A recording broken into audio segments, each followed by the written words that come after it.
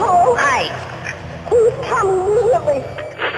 L'homme le plus recherché de France s'appelle Xavier Dupont de Ligonnès. Une infime goutte de sang de Maëlys, une preuve ADN imparable. Ouais, le tueur en série Michel Fournira est mort hier dans un hôpital parisien.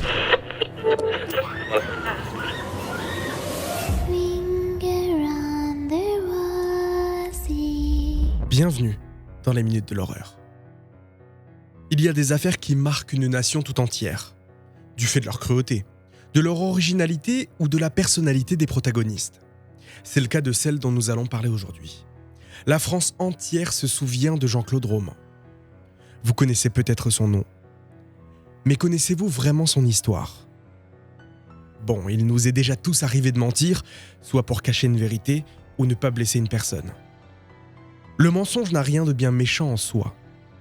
Mais quand celui-ci dirige votre vie, que personne ne vous connaît réellement et qu'un mensonge en entraîne toujours un autre, vous êtes piégé.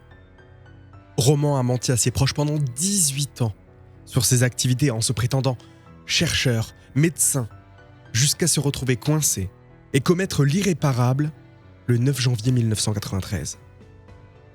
Dans cette histoire, la honte et le mensonge ont été le déclencheur d'un drame familial sanglant. Aujourd'hui dans les Minutes de l'Horreur, zoom sur l'affaire Jean-Claude Roman.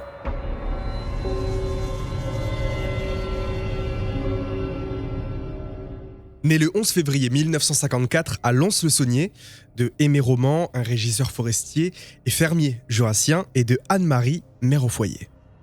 Jean-Claude était un élève très doué. Il passe le bac en 71 avec 1 an d'avance et par la suite, il entame l'année préparatoire au concours des eaux et forêts, mais abandonne à la suite d'un bizutage qu'il n'a pas du tout supporté. Il en sort traumatisé. Et c'est à ce moment-là que les mensonges commencent. Il va d'abord inventer une maladie, plus précisément un lymphome. D'après lui, c'est pour se soigner qu'il va s'inscrire en 72 à des études de médecine à Lyon. Pendant ses études, il va tomber amoureux et se marier en 1980 avec sa cousine par alliance, Florence Crollet. Au tout début, c'est une relation éphémère qui se met en place au printemps 75. Florence va y mettre fin pour se consacrer à ses études. Jean-Claude lui accepte, mais déprime et rate son examen pour entrer en 3e année à quelques points près. Et malgré ça, 3 semaines plus tard, lorsque les résultats tombent, il annonce à ses parents qu'il est reçu. Selon lui, il voulait protéger sa mère qui était fragile. Quelque temps après, les amoureux vont se remettre ensemble et selon le frère de Florence, c'est Jean-Claude qui a longtemps insisté. Et le cancer qu'il s'est inventé avant les vacances de Noël 75 a pu lui aussi attendrir celle qui deviendra la mère de ses enfants, Caroline et Antoine.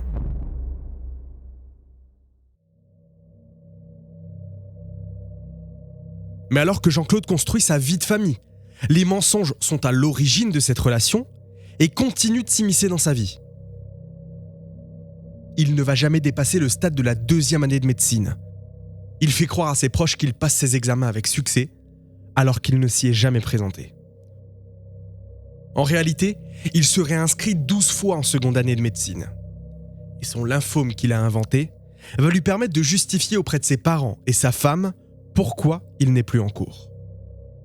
Pendant 12 ans, Jean-Claude Roman va berner tout le monde. Les premières années, il continue d'assister aux cours, se montre pour les examens devant le hall d'entrée et à la sortie pour que les autres élèves le voient. Et au final, il va affirmer avoir décroché le diplôme de médecine. En réalité sans emploi, Jean-Claude va commencer à dire à tout le monde qu'il est médecin et chercheur à l'INSERM, puis à l'OMS, l'Organisation mondiale de la santé, à Genève. C'est un menteur professionnel, ou plutôt, c'est une pathologie. Il parvient à faire croire à tout le monde qu'il est médecin, en lisant, en se renseignant pendant plusieurs heures par jour. Ses amis ou ses voisins qui, eux, sont de véritables médecins, ne voient pas du tout la supercherie. Un jour, Jean-Claude Roman se retrouve à discuter avec un ami cardiologue sur des sujets médicaux assez pointus. À la fin de la soirée, il aurait même parlé de Jean-Claude comme quelqu'un à côté de qui on se sent tout petit. Alors qu'il prétendait assister à des congrès internationaux de médecine au Japon et aux États-Unis, il passe des journées entières sur des parkings d'autoroute près du lac Léman. Il avait donc logiquement beaucoup de temps à perdre devant lui. Il en a profité pour se spécialiser en cardiologie, à tel point que certains médecins n'hésitaient pas à le solliciter pour son expertise sur le sujet. Au fil des années, il va extorquer de l'argent à ses parents, ses beaux-parents, ses maîtresses, sous prétexte de placement en Suisse. Il va aussi vendre à prix d'or de faux médicaments contre le cancer. Cela a un nom. Il fonctionne selon le principe de la cavalerie. Utilisé plus tard notamment par Xavier Dupont de Ligonnès ou d'autres encore, cela consiste à rembourser les uns avec les sommes empruntées aux autres. Mais voilà. Vous retiendrez ce principe de base. La vérité finit toujours par éclater. Certains de ses proches étaient sur le point de tout découvrir. L'un de ses amis révèle que son nom ne figure pas dans les fichiers de l'OMS. Sa femme, quant à elle, ne comprend pas pourquoi elle ne peut pas le joindre à son bureau. Et enfin, son ancienne maîtresse lui réclame une forte somme d'argent qu'elle lui aurait prêtée. Coincé, et par peur que ses proches se rendent compte qu'il n'est pas l'homme qu'il prétend être depuis toujours, quelqu'un qu'il s'est lui-même persuadé d'être, il va craquer en 93.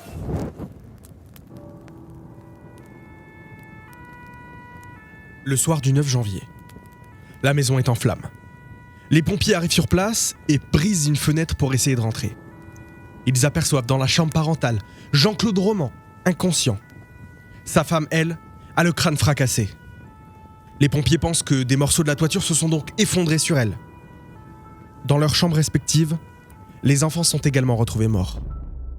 Jean-Claude, le seul survivant, est transporté à l'hôpital de Genève. Il sera plongé dans un coma profond. Les enquêteurs vont aller prévenir les parents de Jean-Claude, qui ne répondent pas. Alors, ils décident de rentrer chez eux. Et ils découvrent l'horreur. Les 2 corps des parents sont là, gisant dans une mare de sang et criblés de balles. Les gendarmes découvrent dans sa BMW de location un message qu'il aurait lui-même écrit. « Un banal accident et une injustice peuvent provoquer la folie. Pardon. » Et en même temps, l'enquête se poursuit dans la maison. Dans le corps des enfants, on y retrouve des balles. On constate que le feu a démarré à plusieurs endroits de la maison et que les pièces sont imbibées d'essence. L'enquête va rapidement montrer que Jean-Claude Roman n'était pas l'homme que décrivaient ses proches. Il passe donc d'un miraculé au principal suspect. On va au fur et à mesure découvrir que ce carnage était prémédité. Voici ce qu'il s'est réellement passé. Le samedi 9 janvier, Jean-Claude Roman va tuer sa femme en la frappant avec un rouleau à pâtisserie. Il prend une carabine et tire à l'arrière du crâne de ses 2 enfants. Caroline, 7 ans, et Antoine, 5 ans. Comme si de rien n'était.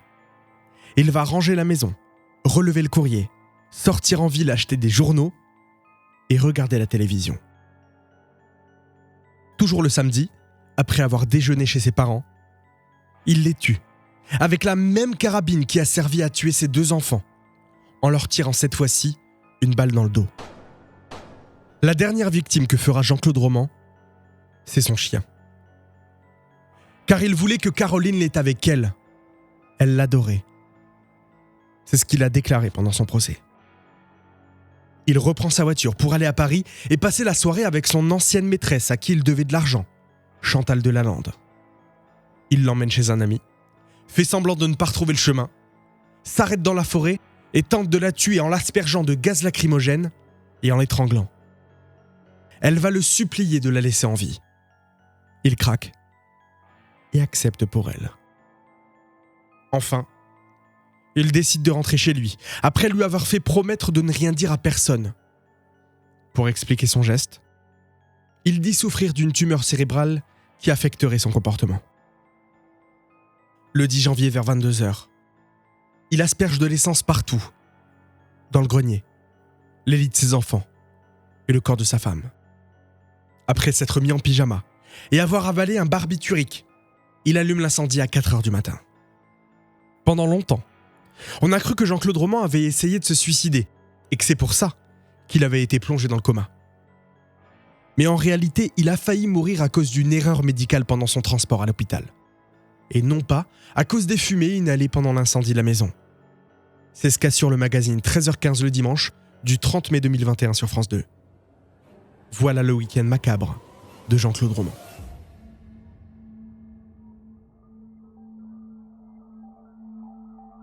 Tous ceux qui le connaissent ne comprennent pas. L'enquête va révéler donc son plus grand secret. Et son passé, ses mensonges, vont avoir des retombées nationales et internationales. Il va inspirer de nombreux films, séries et documentaires. 15 jours après l'incendie, Jean-Claude Roman craque et avoue tout. « Je suis un monstre », dira-t-il aux enquêteurs. Lorsqu'il a fini par reconnaître sa vie cachée, Jean-Claude Roman aurait lâché cette simple phrase « Je suis un monstre ».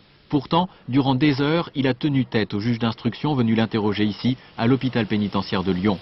Il ne voulait présenter qu'un visage, celui du médecin, discret, sympathique. Cet après-midi, son avocat a vu un tout autre homme. J'ai trouvé un homme abattu, ça c'est évident. Un homme qui est fatigué, il sort de quelques journées de coma, un homme qui est abattu, oui, ça je peux pas dire autre chose. Et qui regrette peut-être? Pour l'instant, il n'a pas, je peux pas dire quoi que ce soit sur sa manière d'aborder son dossier. Son procès va s'ouvrir le 25 juin 1996. Durant les 6 jours d'audience, il ne regarde jamais la salle, ni sa belle famille, et ne demande pas pardon, ne présente aucune excuse. Il reste mutique au sujet des faits qui lui sont reprochés. Il a fini par craquer et crier avant de tomber au sol le 3e jour du procès. Lorsqu'on parle de son chien. Le 2 juillet 1996, Jean-Claude Roman est condamné à la réclusion criminelle à perpétuité, assorti d'une période de sûreté de 22 ans. En prison, grâce à ses connaissances, il va continuer à donner des conseils médicaux à ses codétenus. Libérable donc en 2015, après 22 ans de sûreté, Jean-Claude Roman a demandé sa remise en liberté en septembre 2018, 25 ans après sa condamnation. Dans un premier temps, elle est rejetée le 8 février 2019.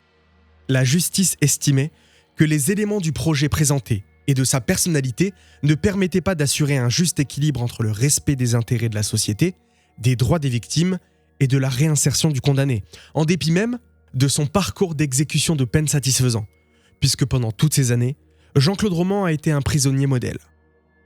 Mais finalement, le 25 avril, la Cour d'appel de Bourges a accordé au faux médecin la liberté conditionnelle. Le 25 juin, il sortait de prison. Alors attention, il n'était pas en liberté totale. On ne relâche pas un prisonnier condamné à perpétuité comme ça. Aujourd'hui âgé de 68 ans, il s'était installé avec des moines bénédictins à l'abbaye de Fongobo. L'abbaye où la messe est célébrée en latin et chantée en grégorien accueille des personnes souhaitant passer une retraite spirituelle. Jean-Claude Roman a dû porter dans cette abbaye un bracelet électronique, placé donc sous surveillance électronique pendant une période probatoire de 2 ans, avant d'être soumis pendant 10 ans à des mesures d'assistance et de contrôle. Il n'a pas le droit d'entrer en contact avec les victimes et les parties civiles, et la justice lui a interdit de se rendre dans les régions d'Île-de-France, Bourgogne-Franche-Comté et Auvergne-Rhône-Alpes. Il doit s'abstenir de toute communication médiatique relative aux crimes pour lesquels il a été condamné, réparer en tout ou partie les dommages qu'il a causés, et se soumettre à des mesures d'examen médical, de traitement ou de soins, selon le communiqué du parquet général du 25 avril 2019. Voilà pour l'histoire de Jean-Claude Roman. Je vous remercie d'avoir écouté ce nouveau podcast des Minutes de l'Horreur. Je vous invite, s'il vous a plu comme d'habitude, à le partager, à vous abonner, à mettre 5 étoiles sur Apple Podcast, mais surtout à le partager à tous vos amis et tout votre entourage. Si vous voulez plus des Minutes de l'Horreur, n'hésitez pas à nous suivre sur Instagram, @lesminutesdel'horreur, et aussi à nous rejoindre sur Tumult, la nouvelle application de podcast qui permet de réagir à chaque épisode en direct live avec d'autres personnes et avec moi-même également. Quant à moi, je vous donne rendez-vous très bientôt pour découvrir de nouvelles affaires criminelles. Et en attendant, n'oubliez jamais que les apparences sont souvent trompeuses.